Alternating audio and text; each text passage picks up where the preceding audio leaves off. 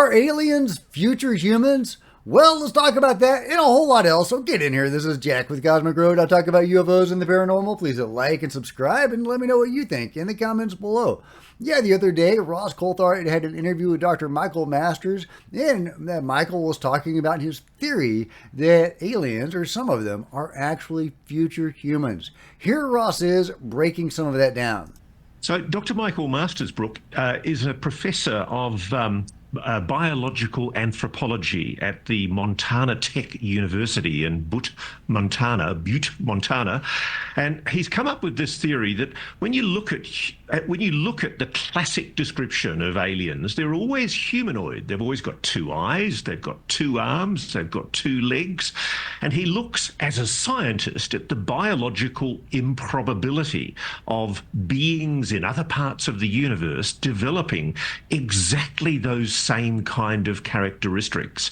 And it's very, very unlikely. The reality is that whatever they are, they're probably related to us, and that's his theory. His theory is that they are perhaps future humans, that we've evolved into these big-headed grey creatures, perhaps in a new world after some catastrophe or apocalypse, and that what we've done is adapt to the new environment. And he's also just recently published a new paper suggesting that whatever these beings are, they could actually be living amongst us as crypto-terrestrials. Well, there are definitely beings that seem to be living amongst us, and the idea that they are future humans has been around for a while. In fact, many experiencers have suggested this and have even been told this. Ashiana Dean, who wrote The Sleeping Abductees, the Voyagers, the Sleeping Abductees, her information was that they were actually not exactly future humans, but they were from the future in an alternate timeline, and they were distantly related to humans. But some experiencers come back with different information, and the beings have told people wildly different accounts, but some of those accounts do feature that they are either us or are related to us, and that's why they are trying to hybridize with us.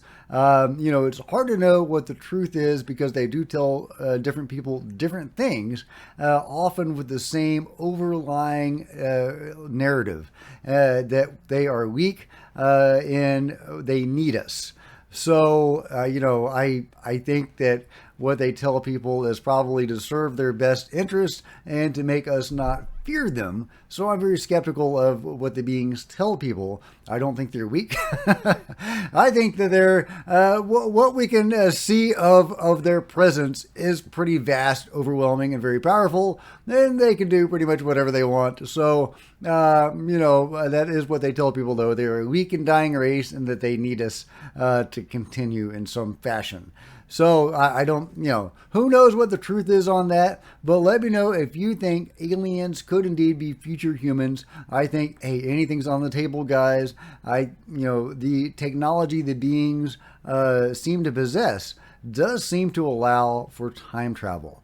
So I think that is entirely possible, but let me know your theories in the comments below. Meanwhile, what's next for UFO Disclosure? Well, Matthew Pines, who is the Director of Intelligence at Sentinel-1 and a National Security Fellow at the Bitcoin Policy Institute, gives us a breakdown of what's going to come in the coming months as far as UFO disclosure. Position now where coming into the summer, there's going to be some major things happening. So the objective essentially of the things that are going to happen the rest of this year is to get as close to the full package that's in the UAPDA passed, right? So that the next president will essentially preside over the nominations and then review the declassification and disclosure determinations of the review board. Only the president will have essentially the final veto, right, over those determinations. The review board has to provide like a UAP disclosure campaign plan. And there's all these, restrictions on like what the agencies, if they say that we don't want this to be declassified, there have to be like specific reasons published. So there's a lot of stakes coming on like this bill that's going to be, now reintroduced as part of the FY25 NDAA, and that will likely, come to a similar sort of contention in conference committee later this year, probably November, December. where behind closed doors will be a debate about how much of this package will actually make it into law. Because the NDAA is one of those bills that always gets passed, right? And so this is the fight that's happening now. And so there's going to be a wave of public discourse that's going to start next month in August that is designed to generate such momentum to push the UAPDA across the line. So in particular, what's going to start this will be a book that's coming out by a gentleman named Lou Elizondo, who was kind of the original guy, started this all in 2017, helped get those videos out to the New York Times. He was a guy who he's a career, absolute boss inside the Pentagon. He was a member of what's called the Intelligence Support Activity, kind of like Delta Force, but would go behind enemy lines to scout things out. He counterintelligence officer, counterterrorism officer, did a bunch of stuff, and it was tapped basically to run the this UFO program inside the Pentagon in 2008. And so he's coming up with his tell-all book, basically.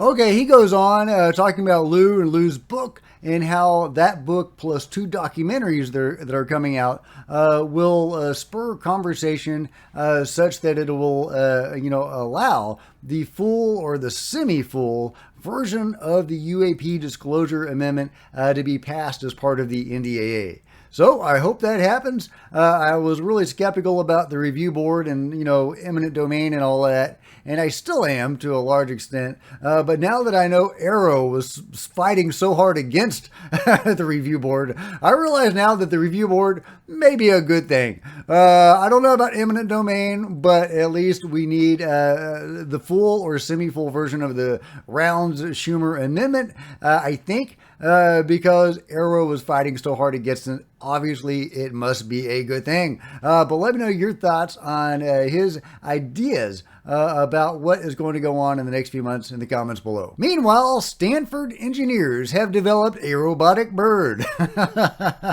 It can carry loads. It can perch like a bird. We have robo birds, guys. Thank you, Stanford engineers. I don't know if I want to see one of these birds flying around, but let me know what you think about these very intriguing drones in the comments below. Meanwhile, I love Gaia.com, but is it owned or partly owned by BlackRock? Well, that's what Jacques Keel was posting. BlackRock Incorporated has filed an SE 13G form with the Securities and Exchange Commission disclosing ownership of over 400,000 shares of Gaia Incorporated. That doesn't sound great. I mean, I don't want to get into the BlackRock conspiracies. I'm not a huge BlackRock conspiracy guy, but there's seems to be some shady stuff going on there. And it doesn't make me feel warm and fuzzy that they own 400,000 shares of Gaia. But let me know what you think about that. Maybe you can make me feel better about that. So let me know your thoughts. Meanwhile, is there life on Venus? Well, let's go over this article from the Debrief. Life on Venus. New discovery deepens controversy over possible signs of life in planet's atmosphere. Recent observations of Venus have yielded new evidence of a compound in its atmosphere that could indicate the presence of life, according to findings that potentially lend weight to controversial past discoveries.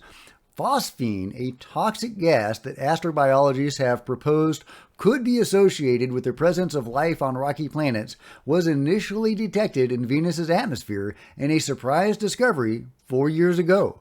Now, new observations potentially strengthen these past findings, hinting at the presence of biosignatures that, if confirmed, could mean life forms are able to thrive in the planet's harsh environment.